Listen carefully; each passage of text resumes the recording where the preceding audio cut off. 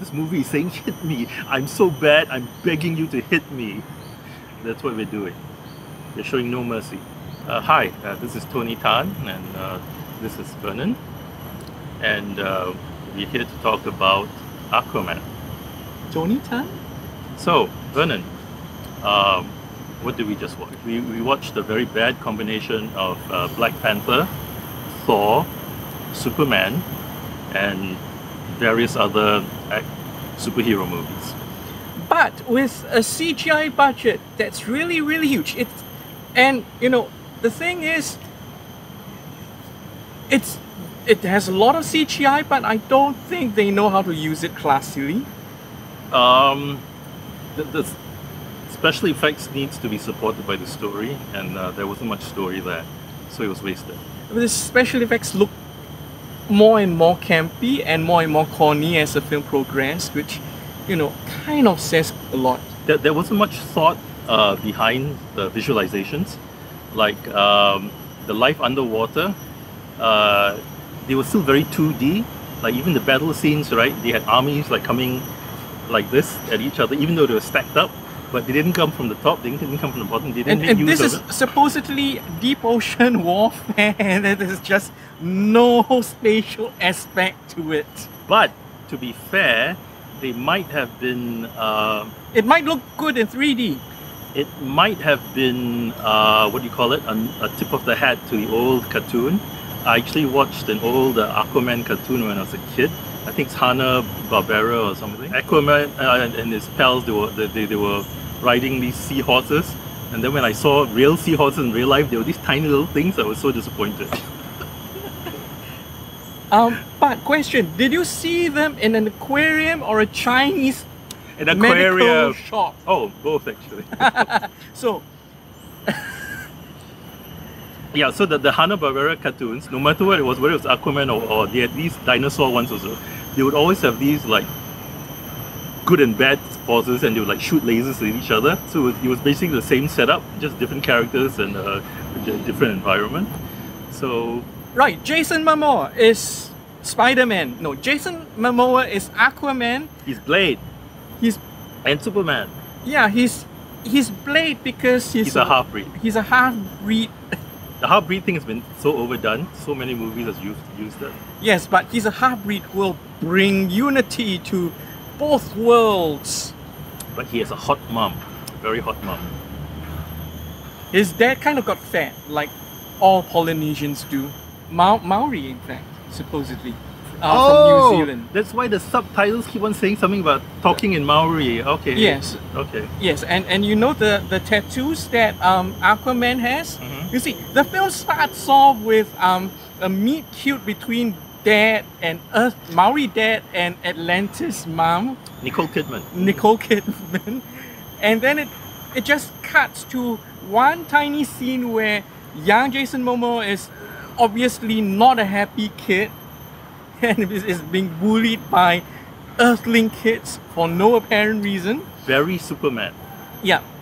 And then he freaks everyone out by displaying his superpowers, which are very Superman. Yeah. Very, very Superman. I don't know why they turned Aquaman into a dark Blade Superman. Dark, grim, dark, tortured soul Superman rip-off, but well, that's what we got. That's what we got.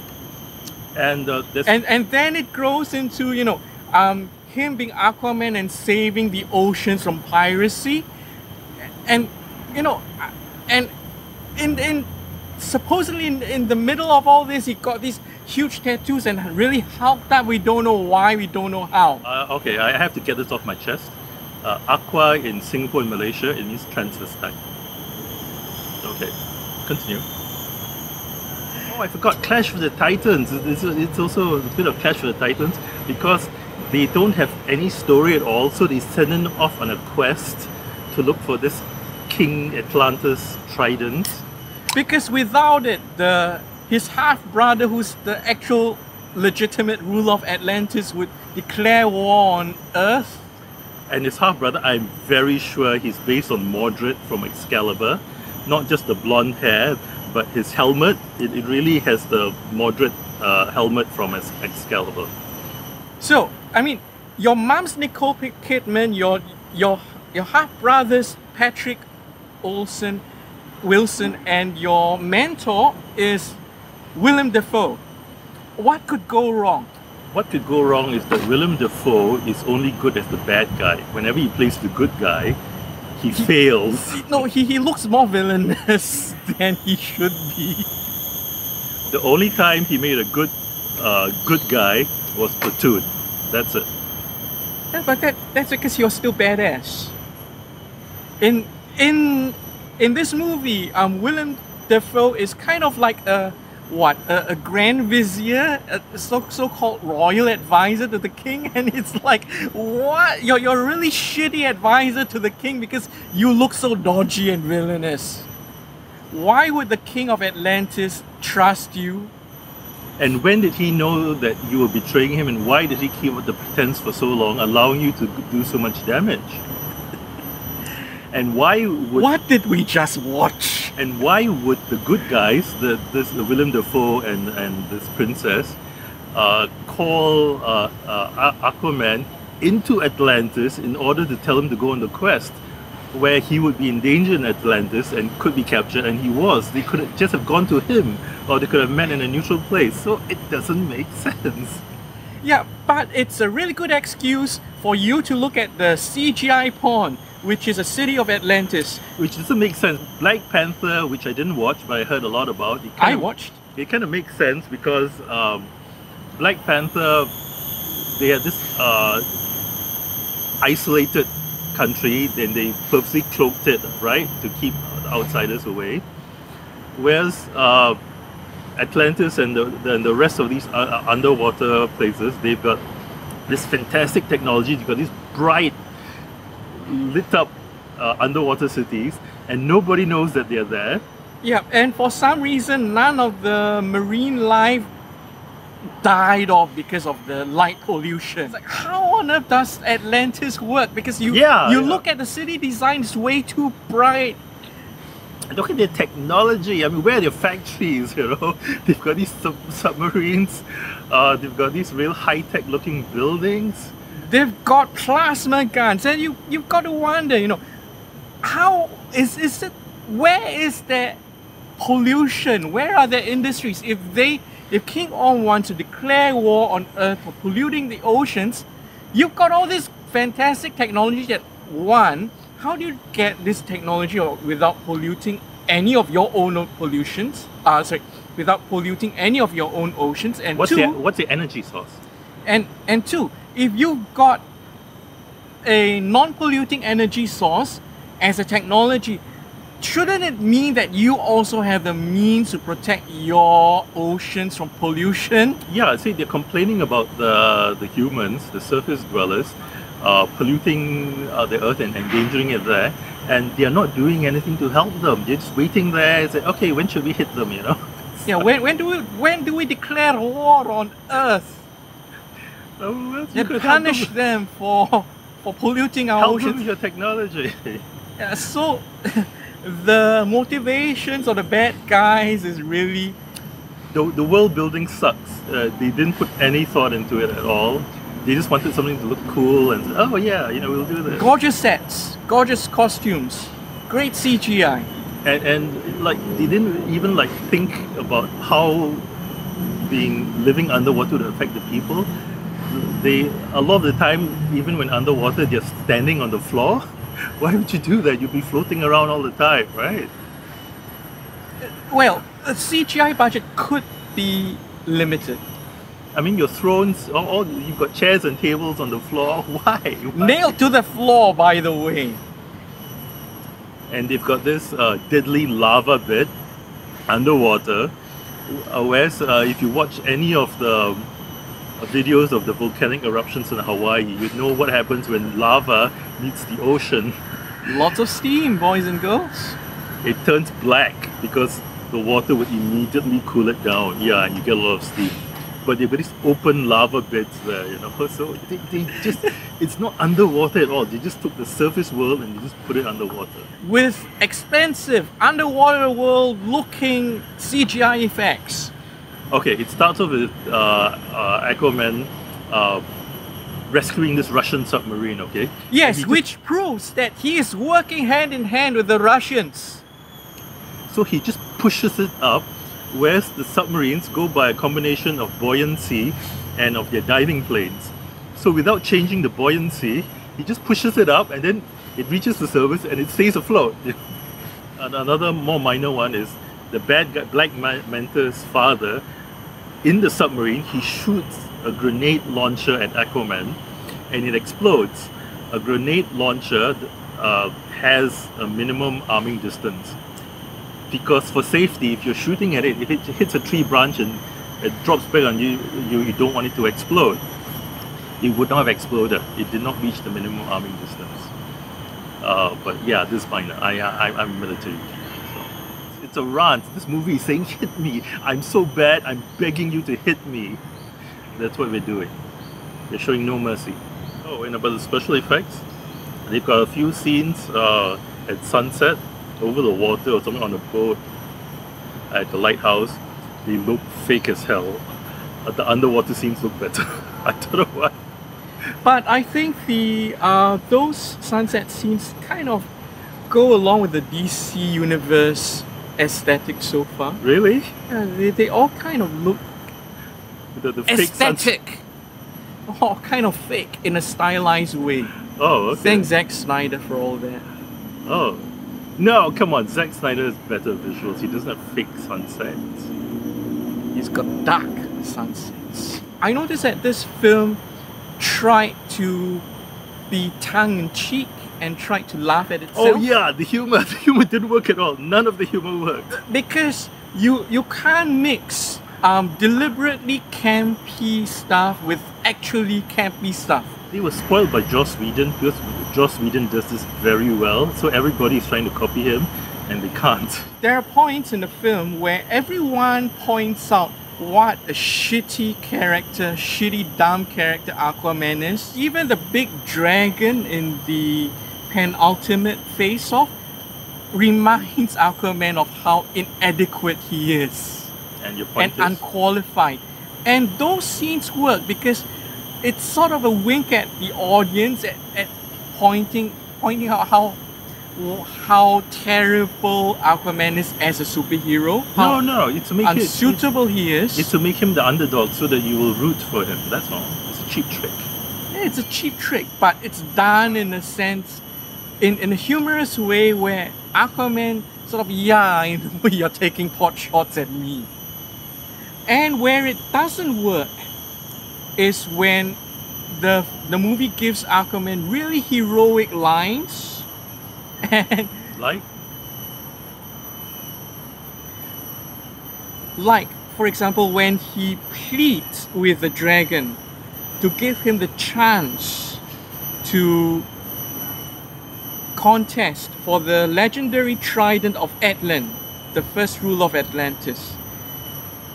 That's when it sort of builds up from a, I'm not worthy, I know I'm kind of a shitty candidate, to like awe-inspiring charismatic speech, and that's when it kind of fails. And Kid here was laughing at it. No, I wasn't laughing at that one. I was laughing at Nicole Kidman's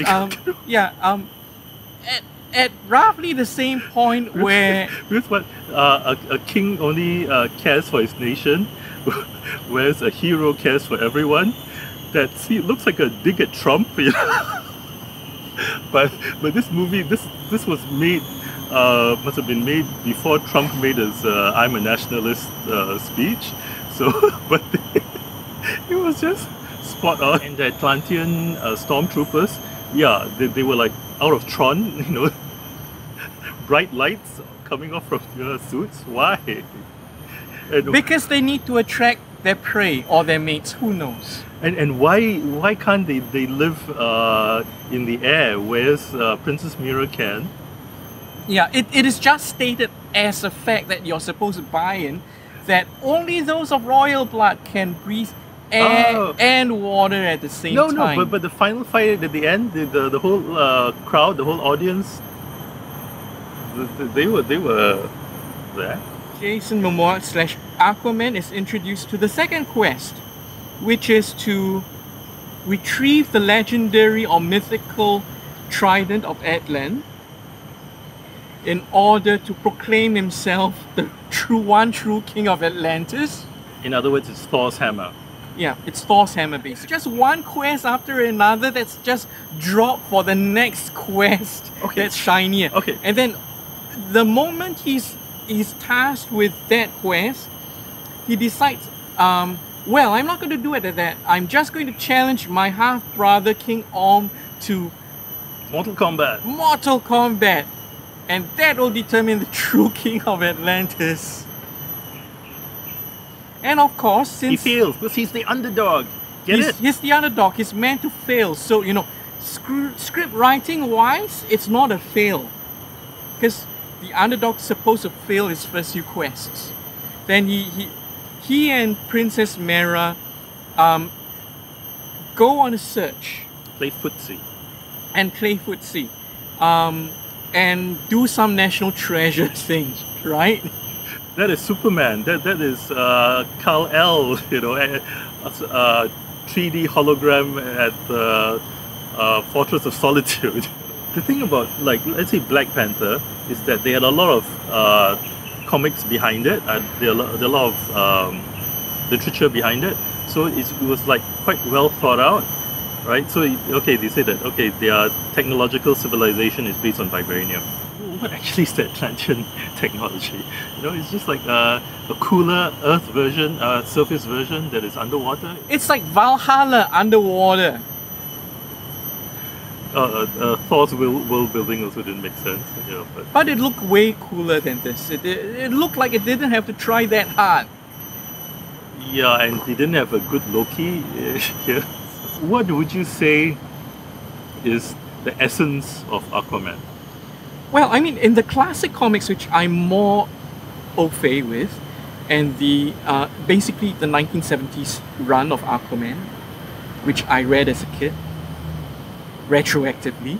Okay. Aquaman is sort of a regal character. Who rejects his... No, there's no rejection. He is, when you meet that Aquaman from the 1970s... Oh, he's already underwater, right? He's already underwater. Okay. He's already the king of Atlantis. Yeah, the cartoons were like that. He's like the Captain Planet of the 1970s. He's an environmentalist? Well, he's sort of not... I mean, were there environmentalists in the 1970s? Yeah, the first Earth Day was like 1970 or something. Yeah, but he was more of a